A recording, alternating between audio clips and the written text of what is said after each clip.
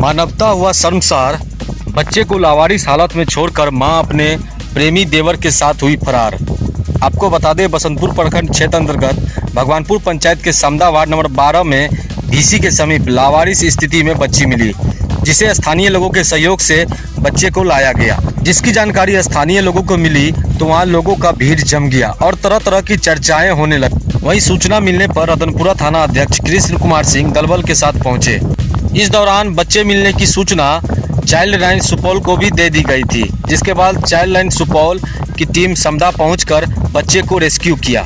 मिली जानकारी के अनुसार भगवानपुर पंचायत के वार्ड 11 निवासी जगदेश्वर सादा उर्फ बोकाय सादा के मंझले बेटे धीरेन्द्र सादा की यह नवजात बच्ची थी।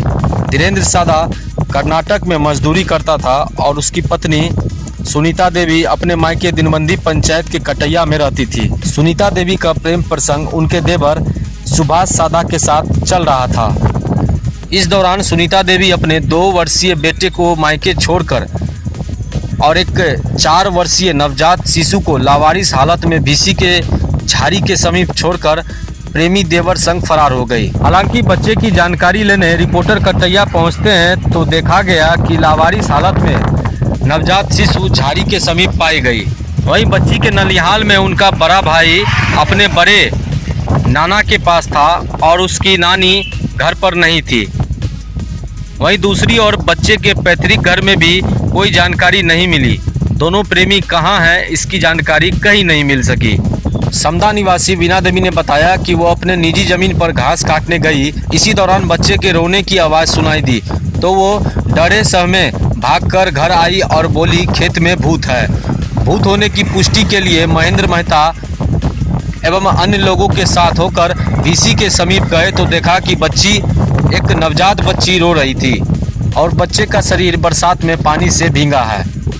उनके शरीर में चींटी, जोक आदि जीव लटका हुआ था, जिसे उठाकर घर लाया गया।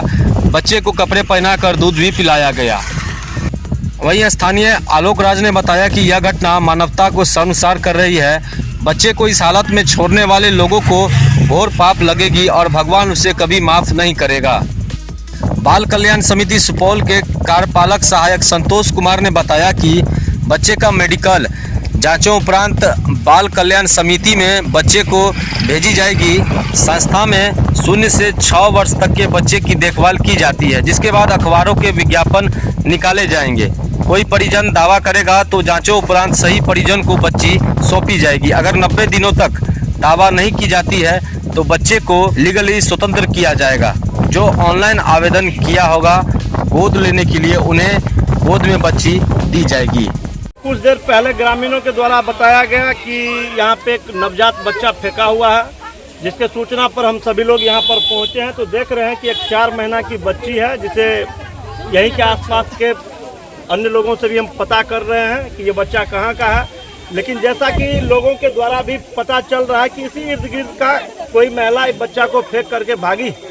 तो हम लोग अभी सभी ग्रामीण यहाँ उपस्थित हैं और सुपौल में इस टीम को भी सूचना दिया गया है। माननीय थाना प्रभारी जी को भी सूचना दिया गया, वो भी अभी पहुँचे थे दलबल के साथ और घटनास्थल पर देख करके गए हैं। नवजात बच्चे को तब तक ग्रामीणों के द्वारा सुरक्षित रखा गया। क्या नाम हुआ आपका? आलोक राज।